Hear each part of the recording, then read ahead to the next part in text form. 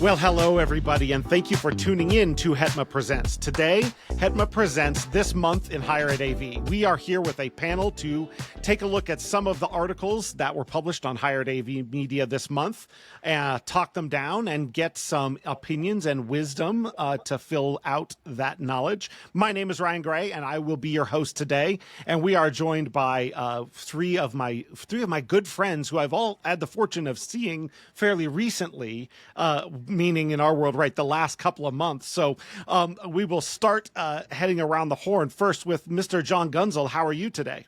Doing good. I'm glad to be here. This is All right. fun. And in your regular life, who are you and what do you do?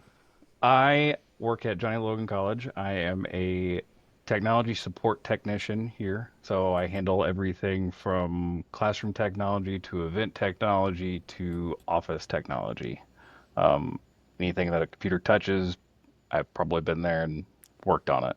And done it. All right. Well, thank you for being with us today. Thank you.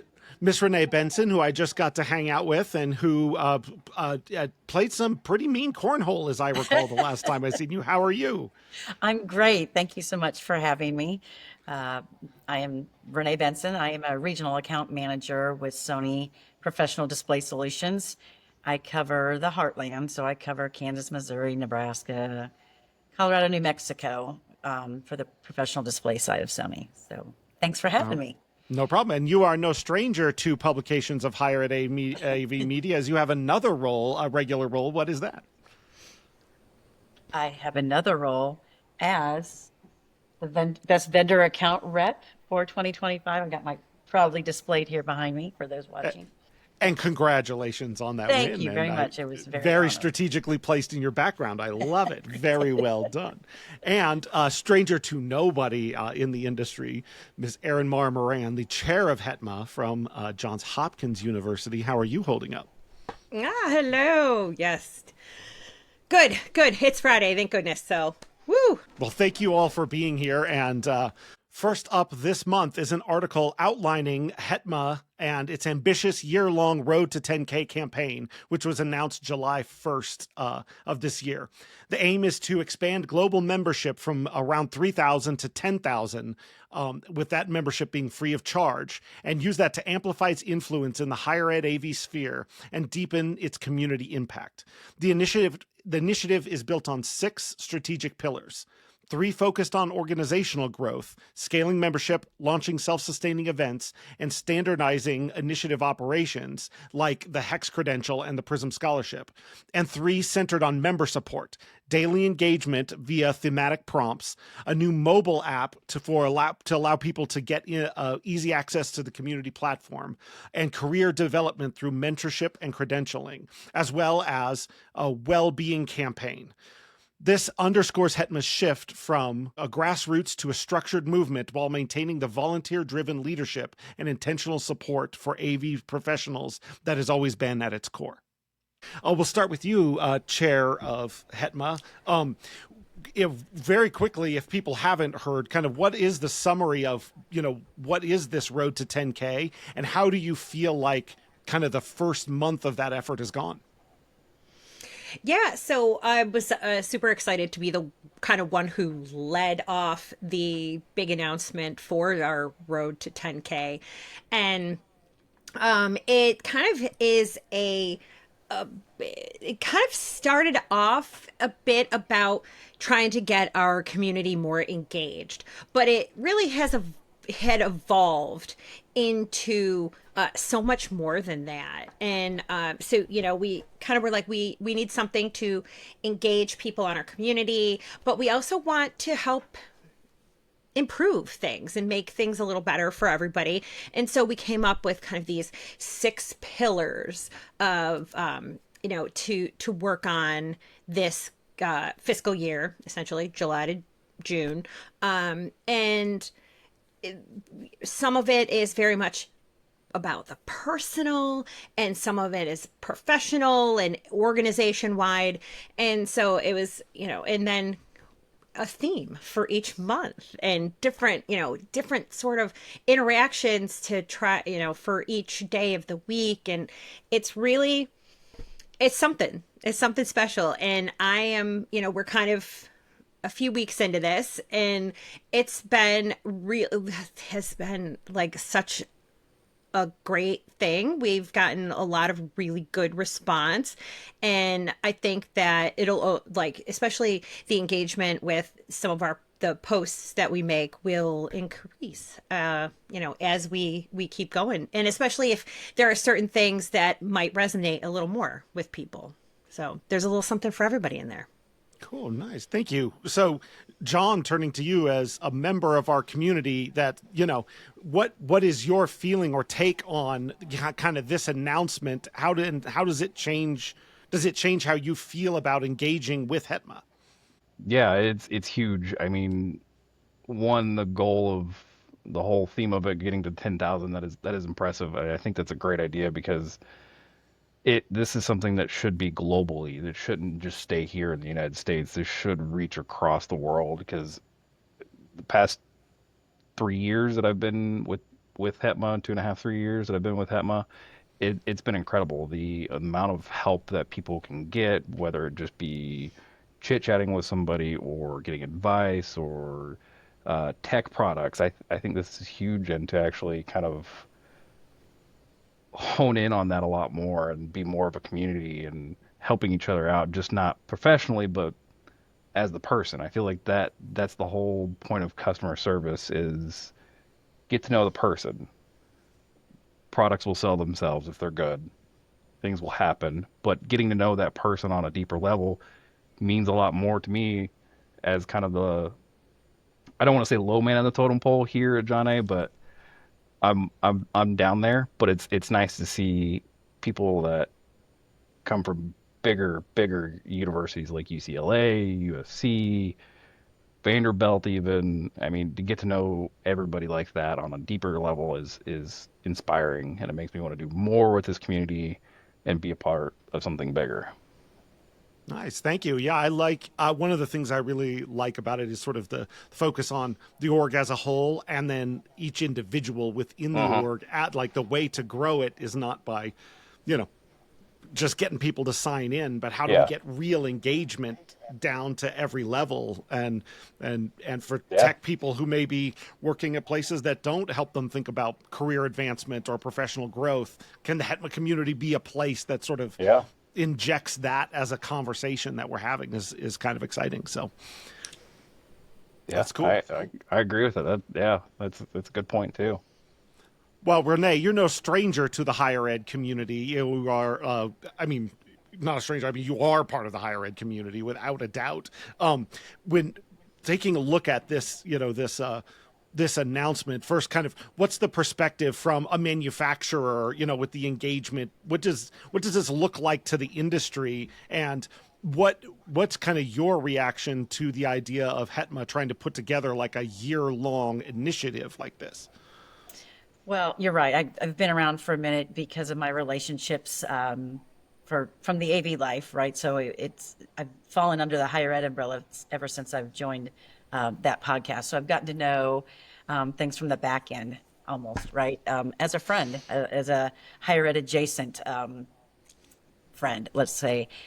So to be a part of this organization from the beginning to where I see it going now, it's so awesome, and it's so exciting to see.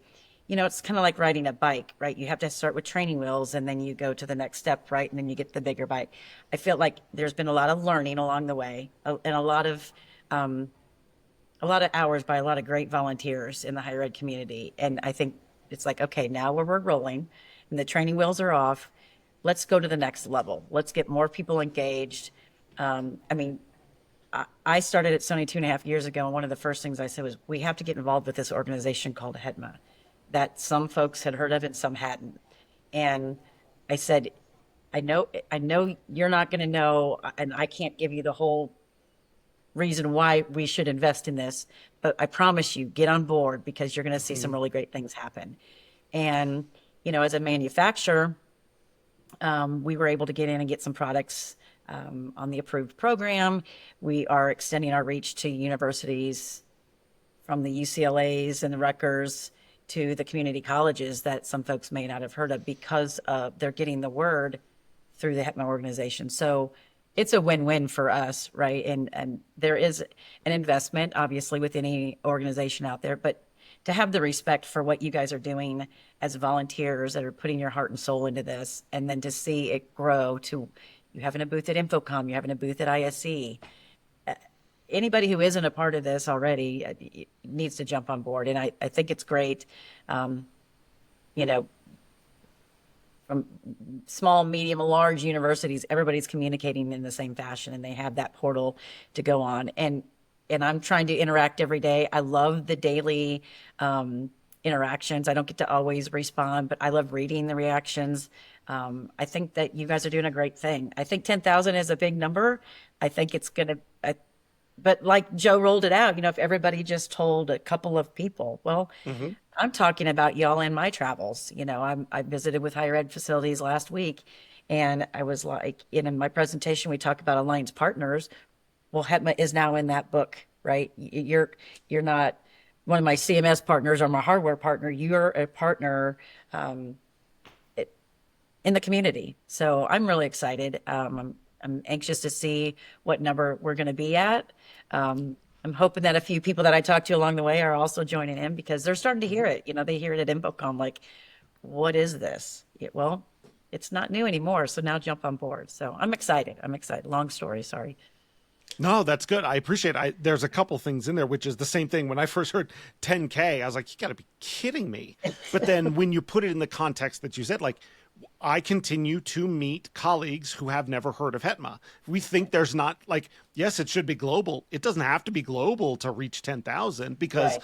as you said, in your travels, you're still, you know, you are finding people that you are getting to. And a huge piece of the growth of HETMA has been that, which is manufacturer partners and other partners in the industry who have wider reach than the people we've known, and a lot of growth has come through that. So I know that, you know, a lot of times, like you said, you know, that work that you guys are doing or whatever, but I'd encourage you to put we in the answers to that, because sometimes, you know, the greatest advocates for HETMA as a partner have been, you know, those people that are, you know, in product or in business development and sales in the industry, you know, kind of carrying the good word to their growth areas that we haven't known. So is one of the things, Renee, that we've talked about in HETMA is, you know, in a way of differentiating it from other kind of associations. And we talk about, like, it is an alliance, not an association. And, you know, you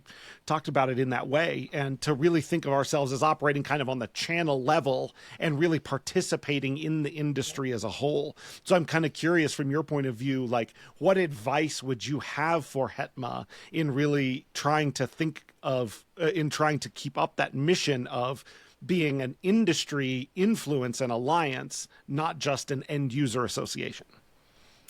Well, I would say, you know, you guys are doing a really great job of getting, you know, some road shows scheduled and getting people regionally to your events you know, to spread the word.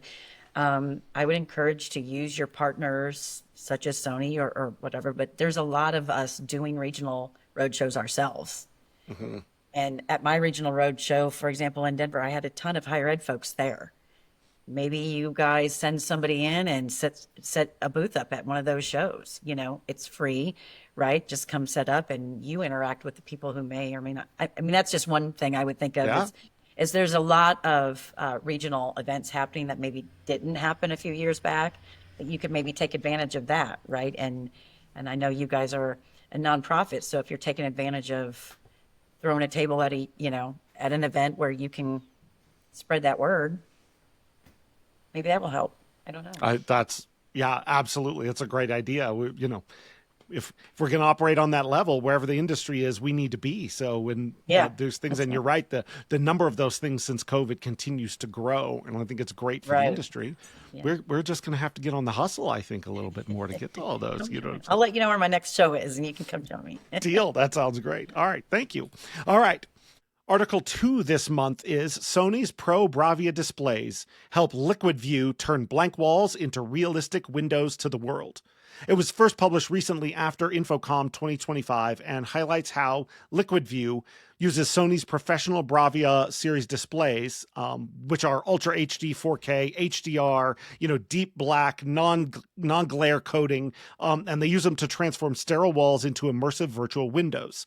Founded by Mitch Braff, LiquidView designs installs across homes, schools, healthcare, and wellness centers, creating time-synced 24-hour loops shot in 8K using Sonis's Venice 2 cameras. They simulate natural light and changes to scenery to enhance wellness and emotional regulation. These installations incorporate recessed or wall-mounted displays, tempered glass for realism, and Sony's reliability and 5-year support to ensure consistent operation. They believe that the result is a powerful visual experience that replaces windowless spaces with calming and restorative visuals, grounded in high-end AV technology and smart software integration. So, Renee, we happen to have a Sony person with us today. So, I think at the outset, people may think, wow, that sounds cool, but that sounds a lot more like a corporate or hospitality thing, not an education thing. So I'm curious from your point of view first, what are you inside Sony thinking about, like the possibilities for kind of creating artificial windows, if you were, and what do you get excited about what this technology might be able to bring? Well, I guess first and foremost, the fact that they, did so much research as to which display technology they were going to partner with.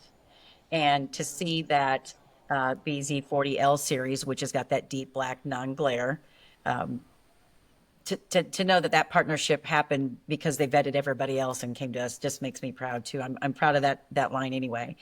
But actually, the ironic thing is the first time I saw this technology was at the CEDIA show, right? Which is typically a residential type show. Yeah. So I had seen it on videos and seen articles and stuff, but to see it in person and to see the attraction that brought. And I thought, well, how is that going to translate into the corporate space? But more and more, you know this, being in a university level, it's about the experience. It's about the experience. And sometimes, especially here where I'm at in the Midwest, we have a lot of older buildings, right? That they might be renovating this room to be a conference room, but there's no windows, or you're down in the dungeon, you're in the basement, or that sort of thing. I'm seeing people look at it and go, this will make people happy if they see this, like I'm sitting in an office right now looking outside at the trees and that I get to do that. But if I was in an office all day or had to be in meetings all day where I didn't have that, I guess you kind of feel kind of trapped, right? And I think the article that you shared even expressed, the attitudes and the ethics and everything, it increased with this technology. So to be able to see that technology be used, and it looks beautiful in person. If anybody's not seen it, this article has some pictures, which doesn't even do it justice because it is so beautiful. And you can set it to be morning, noon, and night, right? So you can set it to have a sunrise. It has a sunny day. It has a sunset, depending on what your work schedule might be. But, I think, again, if we're putting everything back to the experience, and this is just one of those, it's a wish list for a lot of people, not a need, right? But it's nice to have that feature. And so it's been exciting to watch that. And I know I met the gentleman out there in Denver at the CEDIA show, who's the LiquidView representative. And I was like, I didn't even know that it could be like this. It was so neat in person. So the joys of what we do, right? Getting your hands-on experience. But I think it's really cool. And for the right spot. And again, some of the higher end residential installs, I don't know. Otherwise, some of the newer buildings have got ambient lighting, they've got windows and that sort of thing. It's not for everybody, right? But I think there's a lot of great spaces where this will be exciting to see how it's used. Nice. All right, throwing it to you, John. Kind of, when you read this article and you saw that, did it spark any ideas about how might John A. Logan, or if you in a perfect world, what were your opinions of it? How did you were there any things that came to mind about how you might see use for it on campus? Yeah, I immediately thought of one room on campus that we have. It's our relaxation room that students can go into. It's usually fairly dimly lit in there, so it's just kind of a room that they can decompress in. The only downside is it's in the middle of one of our buildings, so there's no windows Hmm. to see outside. So something like this, I think, would be really cool, especially if it had a nice, relaxing view of like a beach, a dock somewhere, or some other beautiful vista. I think that would enhance that relaxation. Outside of that, if this technology progresses and the image quality gets better, this has a lot of applications for a lot of finer detailed classes, like your biology classes or your medical classes, especially. I know HETMA or Infocom this past year, there was an uptick on medical projection and medical technology at schools. Something like this would be phenomenal if they could adapt that to be able to get those high res images for medical labs or for biology labs or even art classes. This would be something fantastic art classes would love. Hmm. If it was, if the displays were light enough and we could throw them on stage in a set somewhere, then that could be used in theater. Yeah, you got like a virtual set with the changing Yeah, outside the windows. Yeah, see, yeah, I hadn't thought of that. Yes. yeah. So I mean, yeah, I mean, with displays, the opportunities are endless but limited at the same time by the technology and budget and all that kind of stuff. But I think this has the potential to work very well in higher ed with the quality of display that it is. I mean, I was looking at those pictures and it's like, my window is Oh, it's gonna that. show us. All right. Yeah. That's my window. Uh, as you can see, it's closed because it's just the parking lot behind me. I don't want to see the parking lot. I'd Yeah. rather turn around and see a beautiful vista of a beach somewhere, so I'm relaxed at work, you know? Um, yeah, I was blown away reading this article, and yeah, about 10 different things ran through my head at once. Yeah, it is one of those things I'm always curious because there's like, and not, no, sometimes, no offense to manufacturers, but especially in marketing, they'll have a thing and they'll think, okay, this is what we think it can be used for, and then they'll show us that, like, this Yeah. is a resi product because it'll really work for this. And like the creativity of not what is it made for, but what all can it do? Because yeah, like the thoughts of what like immersive learning environments, and we've Uh-huh. seen like the volume stages or igloo visions, but what version of something like that can you make with a conference room that is actually anywhere in the world you want it to be based on what's outside the windows? The other thing that came to mind, only because I got into a kind of a back and forth on it on a episode of AV Week about the future of projection, and one of the arguments was projection's got a long lifespan in higher ed for a couple of reasons, price or whatever. But even at that, a projector screen is there when you need it, and when you don't need it, it's gone. And a display on the wall is just a big black box when it's not on, or maybe Yeah. not, right? Or maybe it is a window or something that makes it feel like it's not there when you don't need it. So the You can just ideas are flip endless over on to a that front. screensaver when you're not using it of like minutes. Yeah. Yeah. Like instead of a whole digital signage thing, there's just like a little guy holding a sign on the street outside, you know what I'm saying, for whatever you want your Yeah. digital signage to be. So, okay, Erin, what about you? When you look at this, where does it come? Where, what ideas spark that we haven't already had in there? Or like, how Yeah, soon well, before it's you funny have because this like in your basement so that your basement looks like it's outside somewhere? Well, yeah, I mean, that'd be awesome. But though, of course, the first thing I thought of when I started reading that article was Back to the Future 2. When Marty's in the future and he comes home and his TV is essentially looks like a window, and then he flips on the television. And I was like, we are now in that time in the future, apparently. Like, but and also I was like, oh, don't let my the president of my university see that, because that he absolutely would be like, I need that in my conference room, because his conference room is in the middle of a building. So it has no windows to the outdoors. And that is one of those, like, that's the absolute case for for something like that at a university in the president's conference room, of course. Yeah. But yeah, all the like making a space better, like improving, it may seem like something frivolous for one of those classrooms that's in a basement that has no windows or no real life and no real ambient light. So some people would be like, well, there could be money better spent elsewhere. But I'm like, you know what? If it makes students feel better while they're learning, those learning outcomes could be improved. Like, I mean, I'm sure there's some research to be done there. But I have a feeling that just like being in a better environment is gonna, improve learning.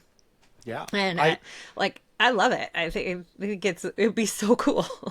I agree. Like we visited UNLV and got a tour, of some of their spaces, and they did a good job of like, here's some of our coolest ones. Here's some of our worst classrooms we have, and everyone's got them, and we never show them. But like, it's like, okay, here are the white cinder block rooms that feel a little bit like a prison that we're doing these things in, like a double-blind study. Like a true academic study of two adjacent rooms with the same classes that had, this sort of thing. I would be curious to see it. But yeah, these things that can create experiences, use our technology to create human experiences are always exciting for me. So appreciate everyone who's working hard to bring these kind of new technologies our way so that we can find the right places to do them. And yeah, like I'm telling you, the virtual set idea, I had not thought of, because that stuff comes up all the time for us. And it's always, well, a big DV-LED background is too expensive. Yeah, well, that's not the only option if you wanted to do something like that. So, okay, Article 3 this month is brought to us by Teddy Murphy. DSPs in the Classroom, Under the Hood of Smarter Sound is the latest installment of his Sound Perspectives column. He discusses how digital signal processors, or sound processors, DSP, although they can be overlooked, play a crucial role in the modern college classroom by cleaning up audio, reducing background noise, balancing microphones, canceling echo, and preventing feedback. It explains that affordable DSP models are available for small to medium-sized spaces, and it enables seamless and hybrid lecture capture setups. This article emphasizes that using installed templates, proper gain structure, presets, minimal EQ, and clear labeling can make configurations effective and manageable. In essence, DSPs help AV teams shift from reactive support to proactive design, aligning classroom technology with the mission of clear communication, connection, and immersive learning experiences. John, starting with you as somebody who, like you said, is living and breathing technology on the ground every day. This article kind of reminds us, I think, of some of the basics that maybe we forget, and has a couple of kind of just straight up practical pieces of advice for people. So what was your reaction? Anything in here you're like, yeah, duh, we all know that, or man, I hadn't thought of that in a little bit. I'm glad I got a reminder. Yeah, no, Teddy hit on, I think, everything correctly, and it was spot on. Like there are things that we do day to day that I think for me is just kind of muscle memory now. Like HVAC systems, every classroom has one. When I get into a ceiling, that's the first thing I look for is where's the HVAC system, so I'm not sitting technology right below it, because if it's a microphone, then I'm going to get that hum that no one wants to hear, and it's going to be a pain to cancel it out. Like Teddy said, it's easier to move it. Move the location of the microphone. Another thing we have to worry about with HVAC systems is the vibration from them. Is it going to rattle that microphone out, or is it going to rattle the projection screen or the camera so much that it's just sitting there shaking and someone's going to go into a seizure? And then echo canceling, yeah. I mean, we're starting to put in Q-Sys in all of our rooms now, and doing a microphone for lecture capture.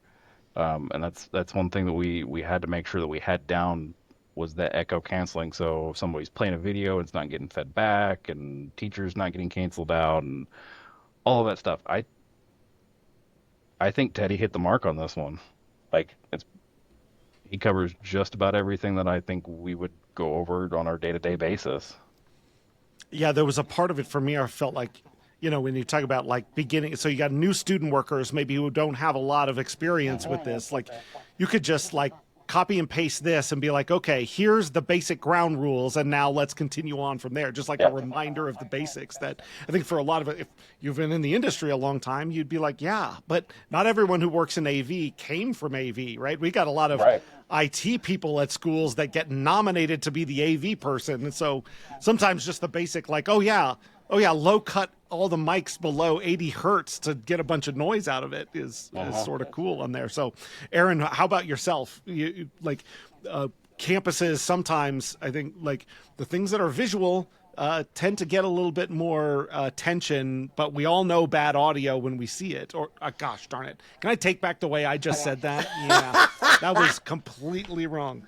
We all know good audio. Like, bad audio when you hear it. And good audio, you just can hear, and so you don't notice it. So No, absolutely. I think like the pandemic really made people kind of realize the importance of good audio, because we're like, yeah, I don't care if I don't see people, but I need to hear them, because it's the audio that's really the important part. Well, not the important, but you know what I mean. I really, there were definitely so many things in this article that were really great, and I really appreciate Teddy making that effort to fit in the True North. The theme. I know that could not have been easy, but he did a great job. Like that was really well done by him. And I think one of the things also that just I hadn't really thought of was presets for the different scenarios of how the audio is being used in the space or going out of the space also. So I mean, like, that's from someone who is a programmer. I'm like, that, all right, I'm gonna keep that one in mind the next time I'm working on like a special case room. Yeah, good stuff. Well done. No, I agree. He did work the True North in there, but I love it because what he's saying is, we're not just plugging stuff in to make it work. We're helping students hear ideas that will shape their futures. And there's a part of that like can feel rote or whatever, but like, I don't know. That's why I choose to work in higher ed, because the things we do that's actually what those things are for. So, and I also, like, to the point you said, like, the pandemic helped people understand that, but here we are, we're recording a podcast, and we're going to record the video because everybody puts them on YouTube now. But let me just say it, if you watched this but didn't have audio, it's not going to do you any good, right? Like, you're going to need the audio side to actually understand, kind of what's going on in this. So, Renee, I know, Sony makes a lot of things, and you're working through things like, displays and camera systems and things like that. So, how does kind of audio performance work in to kind of when you're thinking and talking with people out in the world, especially in the case of higher ed? So in the AV world, I've always been the V girl, right? I've never been on the audio side, but I am a user, right? So I don't really ever deal much with the audio side. We did have some audio products on our side of the house, and then we moved them back to where they belong with the A people, right? How many meetings during COVID and during the entire pandemic were you on where you were on camera, you could hear, everything was great, and now I get on Teams calls and hardly anybody is on camera, right? But how's that meeting going to go if I can't hear you? I don't have to see you. We just have to communicate, right? But, I've been in church, or I've been in meetings where I've got folks sitting by me that, what'd he say? What's being said? It ruins the whole experience, right? I mean, you don't get the message. And, I always, like, if I'm presenting in a bigger room with a lot of people, I always make sure, can you hear me? And I point to the guy in the back, right, or whatever. But I mean, look how important it is in every experience. But to be in a classroom, if they can't hear you properly, or if the lesson plan is lost then, right? So it's such an important part. And like Erin said, I think the pandemic made that very clear that, you know, when everybody was filling their houses with cameras and this and that, it's like, but what about the headphones and the microphone, you know, all those sort of things. So it's a huge piece of the puzzle for sure. Yeah, I love a real kind of back to basics look at some of these things that, you know, dude, I literally will copy and paste this because these are the sort of things I get into every once in a while when there's a challenge on something. Because he says here, oh yeah, avoid cranking gain mics too high. If you're compensating for poor mic placement, fix the placement instead. And how often do we as tech managers get put into this place where it's, you know, here's the thing, but it's not working right. And so, we've got to get into a DSP and try and do something magical to make it happen.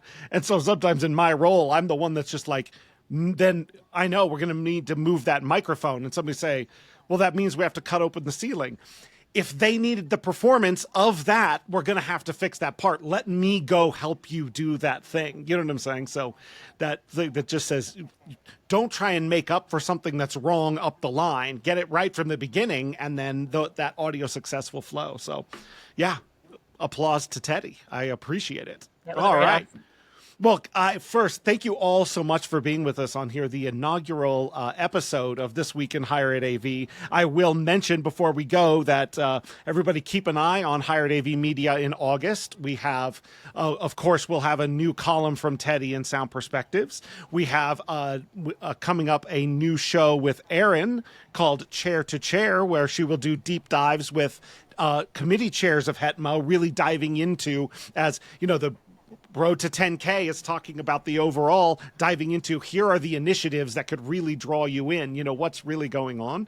A new column coming talking about AI in the classroom out of from Andy at Ohio State, and quite a bit more coming. So we're looking forward to picking up the depth and breadth of content and help everybody, you know, books higheredav.com is a place to go check out every day in the month of August. So first, everyone, thank you for listening. And John, thank you for being with us. If folks wanted to find and connect with you, how would they do so? They would just use my full name instead of just John. They would use Jonathan, JONATHAN .GUNZEL @JALC.edu. And I encourage everybody to do so. And an early plug for the next InfoComm. Keep your eye out for the Learning Spaces tours for the next InfoComm, because you might find John far more involved in that next year. So looking forward to that project. I'm excited. I know. Renee, thank you for being with us again. Like I said, no stranger to the podcast game.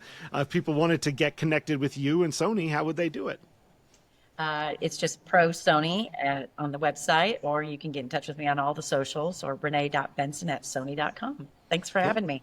And definitely don't miss her as a crew member on the AV Life, which is now returning to a pretty regular schedule of posting. So the fans of the AV Life can, you know, be checking their feeds every Monday looking for a new episode of the AV Life. We're pumped to get that brought out to everybody. And finally, the hardest working woman in the higher ed AV world was Erin Maher-Moran. If people don't know you or hearing this and want to learn more about you, what you do, or HETMA, how would they do so? Yeah, you can find me on LinkedIn. Absolutely find me in the HETMA community. And you can find me each month on AV Nation's EdTech podcast. Absolutely. And I would recommend that podcast as one to check out every week. Yes, our friends over at AV Nation continue to do pretty good work for end users and the industry together. And it's everything I can do not to just steal Tim's lines for opening and closing. Right. I want to say, what I want to say is, yeah, everybody check out higheredav.com, where you'll find this show and a host of others featuring yada yada, because he always says it the same way. But I won't do that to the guy. I won't do that. But just thank you, everybody, for joining. Thank you for a great July of content to all of our contributors and readers. Keep your eye out for a great August. And for today, that's all the time we have for HETMA Presents. Thank you for tuning in to HETMA Presents. This show is a production of Higher Ed AV Media. Please visit higherEdAV.com to learn more about this show and a host of others. The views expressed here are not necessarily those of our respective institutions, employers, or sponsors. We'll be back soon with another installment of HETMA Presents.